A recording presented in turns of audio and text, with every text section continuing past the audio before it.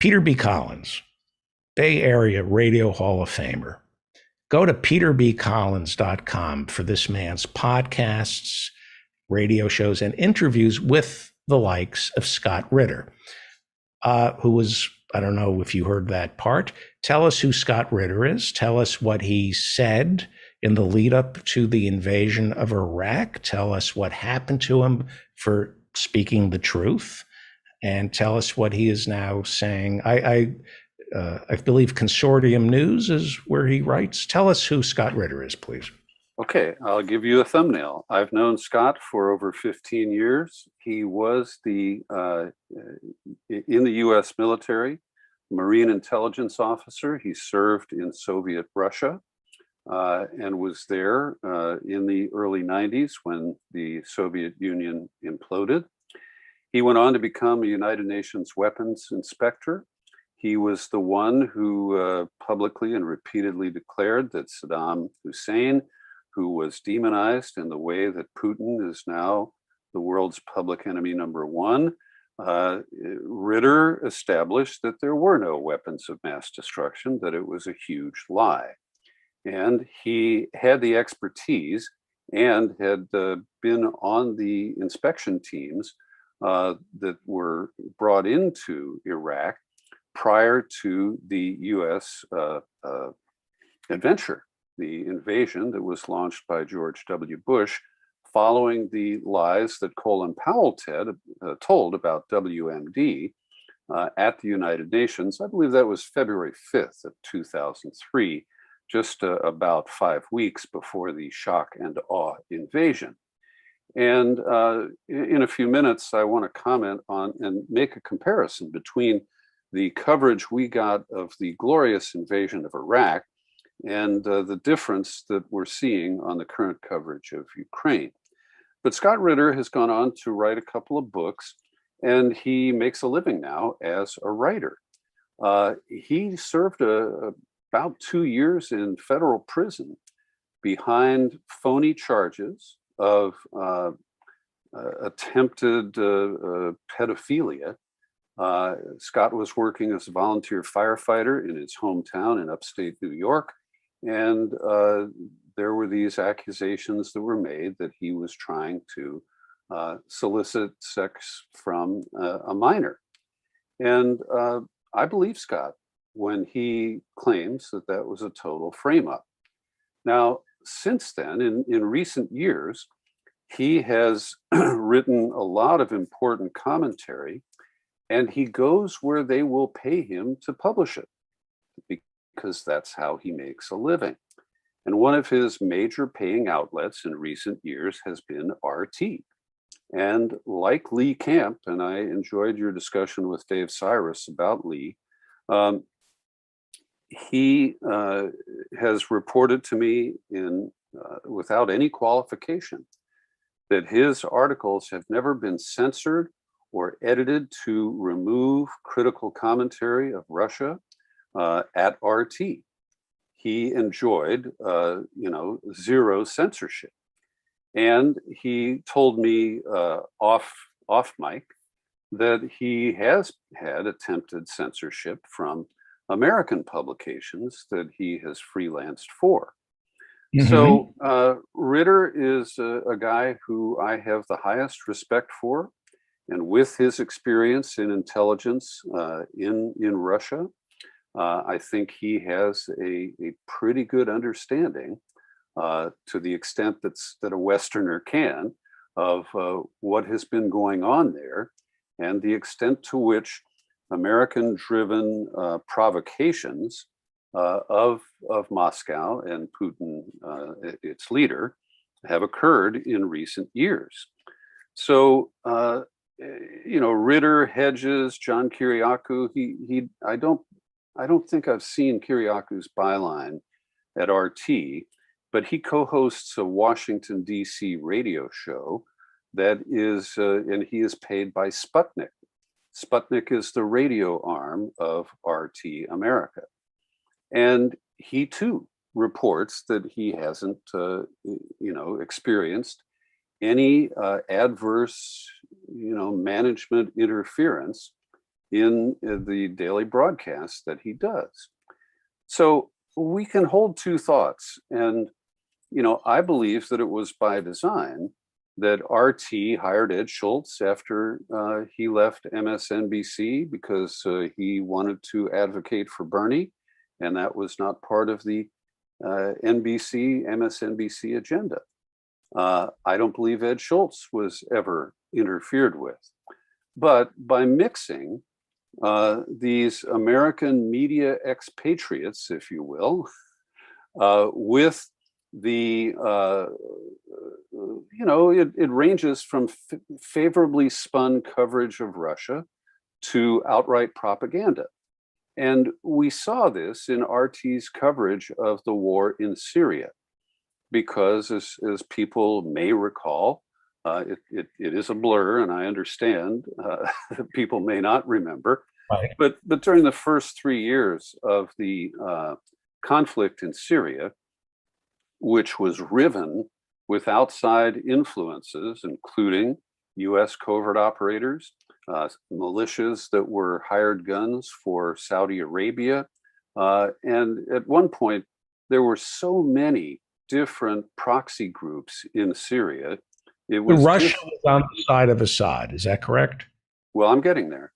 So we Okay. had this range of militias, and Jane's, the British military publication, could not even keep up with how many different groups. We were funding Kurdish fighters who we called the Syrian Free or Syrian Democratic Forces.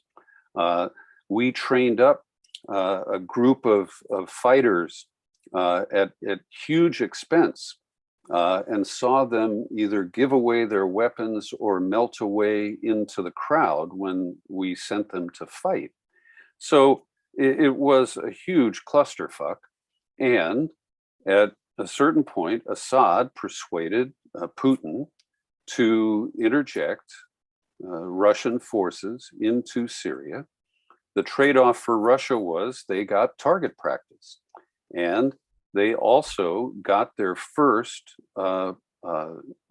active military port outside of the Russian sphere of influence.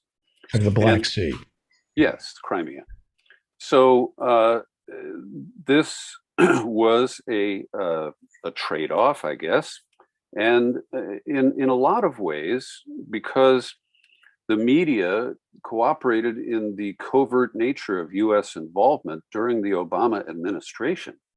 And this started while Hillary Clinton was Secretary of State, continued under John Kerry. It was actually a relief when Russia entered the war. And we never heard Obama say thank you, but it really changed the dynamics and reduce the number of adventurers that I referred to a few minutes ago. So when we look at, and I'll circle back to Scott Ritter because that was your question. Mm-hmm. He did an excellent job of reporting the actual facts in Syria, much of which was published by RT. So it's a real mixed bag. And I interviewed Lee Camp a few years ago, and I asked him what the process was for Putin to approve the scripts that Lee Camp delivered on RT. And I tried to find the clip after I heard you and Dave talking about him, and I don't have it at my fingertips. But he said something to the effect of, well, I type it up and I send it to my handler, and Putin rolls it up into a ball, eats it, shits it out, and then I operate from that final script. Mm-hmm. And if people who know Lee Camp, and I'm not a friend of his, but I have enjoyed several encounters with him, I don't think you can tell him what to think or what to say. And so I can disassociate myself from Dave Cyrus's quote of Lee Camp's comments after RT was, taken down in the United States. But I stand with you, David, that the biggest problem is the propaganda machinery of the commercial mainstream media in the United States. And having RT on your cable channel doesn't mean that people watched it. And one of the fake allegations in the second published CIA dossier about so-called Russiagate cited a program on RT that had been hosted by Abby Martin, who is an independent journalist who I respect for her intelligence, and she's also pretty good looking. But she had been canceled because I'm trying to think what the precipitating issue was. But at any rate, she left RT, and this CIA report that was trying to establish that Russia meddled in the election and that it divided Americans with dangerous propaganda, it was based on Abby Martin reporting honestly about the election problems here in the United States. Now, if you go back to the Soviet era, the Russian propaganda machinery often focused on societal ills and failures in the United States. So they would report on poverty in Black communities, on the police killings of Black citizens before any of it became mainstream coverage here in the United States. And so we have been conditioned to believe that anything that would be reported with any taint of a little borscht or a little vodka is completely untrustworthy. And we see that today, where Putin spewed out this comment, right, that Kiev is riddled with Nazis and drug addicts. Now, I've never heard anything about widespread drug addiction, particularly in the government of Ukraine. But the American media slams back that there is absolutely no neo-Nazi problem in Ukraine. And you and I know that that is flat out false. And so this is where there's a neo-Nazi problem in America. And we don't have neo-Nazis serving in the Ukrainian parliament. Maybe one or two. They don't poll particularly well. And this was all the reporting that I'm reading, I mentioned this earlier, comes from 2015, 2016, 2017, before Zelensky. It seems to me this was during the Poroshenko presidency. So you got to do better than 2016, 2017 to convince me that Ukraine is rife with neo-Nazis. Not saying they don't have them. Professor Marianne has talked about the Azov battalion. Mm-hmm. There's no question they've been absorbed into the military, but we've got here in America, there's, they're everywhere, these Nazis. They wear military uniforms here in the good old US of A. We had a problem, the chairman of the defense secretary, Austin, one of the first things General Austin did when he became our defense secretary was to start looking into the proliferation, the problem of white nationalists who serve in our military. Something like 25% of our military, a poll showed, 25% of our military say they were exposed to crypto-Nazi, neo-Nazi ideology while serving in our military. Go ahead, sir. Well, what I wanted to mention is I've mostly been watching the corporate news channel, CNN, and what I'm seeing there in a typical hour is about 5 minutes of update about the war.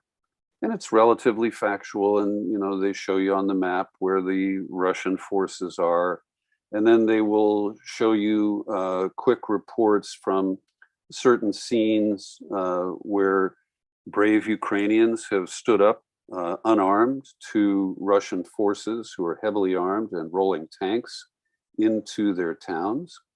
And I want to be clear here that, like you, I'm rooting for Ukraine, but the coverage that we're getting only has hints of realism, that the idea that this resistance is going to be able to prevail over the larger and much better armed Russians, particularly when it comes to air power, is leading people in a false direction. And I believe that when you couple that with the victim centric coverage, and again, I don't want to in any way denigrate these victims, the people who have died, innocent civilians being shot in the middle of a street by Russians, or being shelled from a mortar or a tank or a cannon, a piece of artillery, and also the airstrikes have been quite indiscriminate in attacking schools, apartment buildings, and public places that have no military value. But I want to contrast the victim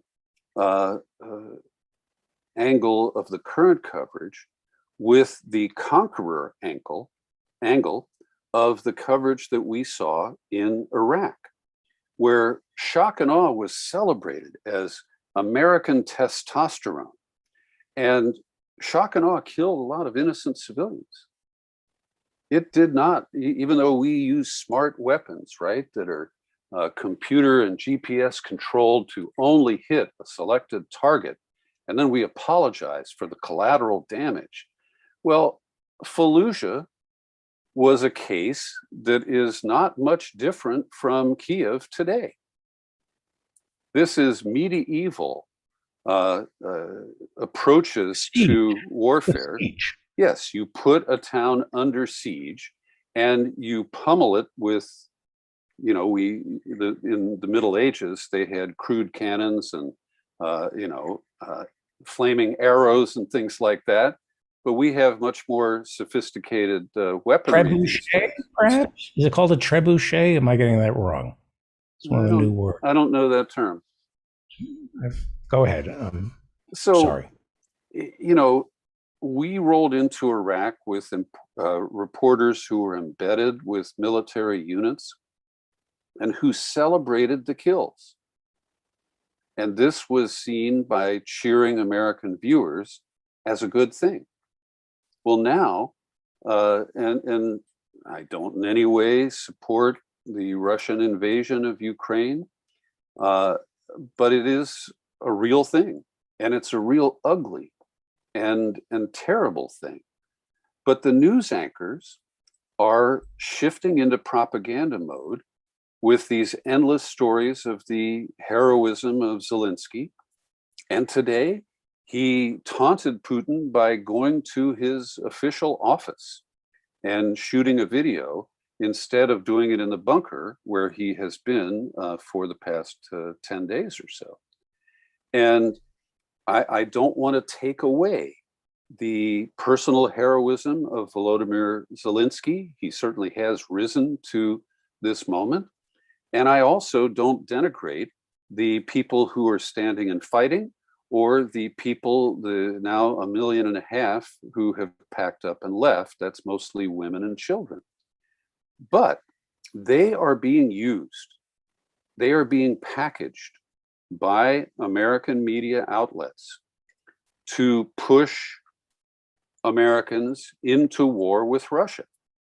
Now, Putin isn't helping because he now claims that sanctions, and by the way, I support sanctions on Israel, but I'm not allowed to. We are all in on sanctioning Russia. So the selective use of that is another, issue that I have. But we are seeing all of this propaganda, including the use of children who are calling now for a no-fly zone. Well, how would a no-fly zone be different from just putting American troops in there to push the Russians back into eastern Ukraine and over the border? You just need one MiG shooting one soldier out of the sky and game on. Yeah. But I want to acknowledge as a pacifist and, as somebody who doesn't want to see World War III, that Putin is putting us in a very difficult position by threatening to use nukes. And in a minute, Professor Marianne will join us, and I want to talk about the vulnerability of the nuclear power plants in Ukraine. But right. we may end up in a lose-lose situation where if Putin does use a nuclear weapon, even a small one in a controlled manner, just to try to shock us the way we used nuclear weapons in Japan in 1945, our calculations may change. And we may actually see NATO for the first time in decades with a real mission in line with its origins, its founding. And so events may spin us into joining the conflict in some way. But my point at the moment is that our media is feeding people the notion of a no-fly zone as a reasonable way for us to support the valiant efforts of the Ukrainian people and their government.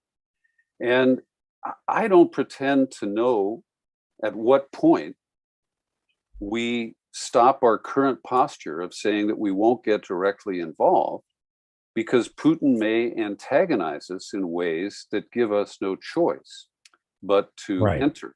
And that's where my concerns about Joe Biden and his ugly history on foreign policy and the coterie of people around him who are even as subservient to Biden as we have seen on television, of Putin's National Security Council cowering at the other end of that 25-foot table. And so, we hear these talks that Putin's in a bubble and he's unstable. And well, Biden's in a bubble. And is he stable? Probably more than some of his sharpest detractors, but he clearly is declining in his mental acuity. And bad judgment coupled with bad advice could put us in a very bad situation. I definitely want to talk to Professor Marianne about the Chernobyl plant, the other nuclear facilities, as well as the use of a small tactical nuclear weapon. Well, let me make one final point here, David. Before you do, before you do, let me ask you a question. Okay. Before you bring Professor Marianne. One of the things we don't want to practice here is whataboutism. And this is the new thing that I get accused of, and I accuse other people of, that Putin invades Ukraine and we say, what about what we did in Afghanistan? And I say, both are wrong. Both are wrong. What about, there is legitimate whataboutism that goes back to something John McCain said when they were doing the torture hearings. Now, we tortured the global war on terror. We tortured enemy combatants. Waterboarding is torture. We had extraordinary rendition where we took enemy combatants, I believe, to even Syria. Didn't we do some torturing in Syria? Yes. Yeah. We relied on, I don't think Syria is a member of NATO, but they did some torturing for us. And we heard hearings about what we were doing. And John McCain, who was tortured, not just by having Meghan as his daughter, but in the Hanoi Hill, he was tortured. He said, the problem when we torture is we lose our moral authority, because one day an American soldier is going to be held as an enemy combatant. And we have lost the right to say, you violated the Geneva Conventions. We have lost the moral authority to say, how dare you torture our soldiers? We don't do that. And so when you look at what's going on in Ukraine, it is not whataboutism to point out all the horrible things we do in Afghanistan, Iraq, and around the world with our drones, with our Apache helicopters, to citizens and journalists. That's not whataboutism. I'm echoing the sentiment of John McCain, who says, when we do something this horrible, we have lost the moral authority to point to Putin and say, you are violating the Geneva Conventions. Nothing is so laughable right now as one of Biden's spokespeople saying, we are building a case against Putin in the ICC, in the International Criminal Court. And if you're not informed, you think, yeah, take him to the ICC. The only problem is America is not a signatory to the ICC. We've done everything we can to destabilize it. Because if we were a member of the ICC, Cheney, Rumsfeld, Bush, Condoleezza Rice, Colin Powell, I believe Barack Obama, and given that drone strike we did, killing 7 kids in Afghanistan on our way out, Joe Biden and Mark Milley would all be frog marched before the ICC. The only people who get frog marched before the ICC are African generals. And a few leftovers from the Balkan Wars. Right. Yeah. Mm-hmm. Let's bring in. I have a couple of quick comments. The thing that I find a bit of a silver lining moment is that last week, and you don't know this because we're only getting wall-to-wall war porn on cable news, but the Biden administration sent a high-level diplomat to Caracas to reopen relations and to end, presumably, the sanctions that have crippled that country and increased the number of people who've died because we want to put in Juan Guaido to replace the current elected leader there. And because prices have jumped a full dollar for gasoline here in California already, and Russian oil imports only accounted for about 4% of the US volume. So this is price gouging by the oil companies using the fear factor of scarcity to line their pockets at our expense. Now, it may be justified down the road when the spot price of crude goes up even further. It's been ranging between 100 and 120 a barrel. I think it's up to 135 right now. Yeah. Okay. So, and I want to recommend just 2 articles. Chris Hedges, who we mentioned before, is back at the Sheer Post today, where he parses the difference between worthy and unworthy victims. And it relates to what I was saying earlier about the victim-framed coverage so far of the war in Ukraine. And also, I want to highly recommend, if you just do a Google search for Andrew Bacevich, he published a piece just totally taking down Tom Friedman. And I'll just quote his final line. What Friedman ought have written is this: by invading Ukraine, Russia has demolished what little remained of the lucrative line of bullshit that I've been peddling for the past 20 or so years. Right. So that is worth taking a look at.